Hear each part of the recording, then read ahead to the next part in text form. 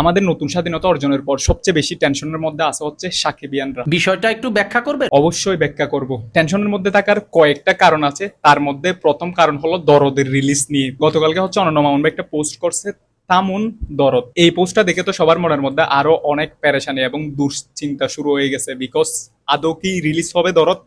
আমি আপনাদেরকে যে কথাটা বলবো সেটা হচ্ছে, অনন্য মামুন ভাইয়ের যদি এই পোস্ট আপনারা খেয়াল করেন, এখানে যে হলগুলো আছে বাংলাদেশের, এই হলগুলোর বিষয়ে একটা পোস্ট করছিল। এখানে যে ব্যাপারটা বলা হচ্ছে সেটা হচ্ছে, এই যে আমাদের নতুন স্বাধীনতা অর্জনের সময় বিভিন্ন হলের মধ্যে কিন্তু কি অ্যাটাক করা হয়েছিল, ভাঙচুর করা হয়েছিল। ঠিক আছে, দেশের সার্বিক পরিস্থিতি সবকিছু আস্তে আস্তে এখন ঠিক হচ্ছে, হঠাৎ করে যদি আপনি রিলিজ দিয়ে দেন মুভিটা, আদৌ কি আপনার যে হল মালিকরা আছে তারা কি রেডি মুভি নেওয়ার জন্য?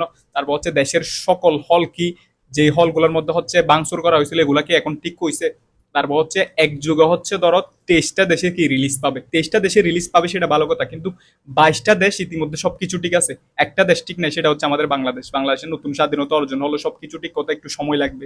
সেই জন্য হচ্ছে আপনি যখন কোনো একটা জিনিস রিলিজ করবেন, ইতিমধ্যে হচ্ছে আমাদের বাংলাদেশের বেশিরভাগ জায়গার মধ্যে আওয়ামী লীগের একটা কি প্রভাব ছিল, সেই প্রভাবটা হচ্ছে আমাদের শিল্পী সমিতিতেও ছিল। আপনারা ইতিমধ্যে হচ্ছে দেখতে পাইছেন এই ব্যাপারটা। আর আপনারা যারা মনে করতেছেন এটা অনন্য মামুন ভাই ইচ্ছা করে করতেছে, তারপর এটা অনন্য মামুন ভাই এই সাকিবিয়ানদের ইচ্ছা করে ঘুরাচ্ছে, এরকম কিছুই না। আমি একটা আপনাকে কথা বলি, আপনি কিছু টাকা যদি কোথাও এই কি করেন, ইনভেস্ট করেন, ওই টাকাগুলো আপনি চাইবেন যত তাড়াতাড়ি সম্ভব ওইখান থেকে ওই টাকাগুলো কি তুলে আনার জন্য। ঠিক ওই রকমই হচ্ছে ব্যাপারটা, উনি চাচ্ছে হচ্ছে রিলিজ দেওয়ার জন্য, বাট চারদিকের যে ব্যাপারগুলো আছে সব ব্যাপারগুলো মাথায় রেখে হচ্ছে আপাতত স্টপ আছে। তবে খুব দ্রুত হচ্ছে আপডেট আসবে, আপনারা দরদ নিয়ে আশাহত হবেন না। দরদ এমন একটা মুভি, যে মুভিটা হচ্ছে বাংলাদেশের ইতিহাসকে একদম কি চেঞ্জ করে দেবে।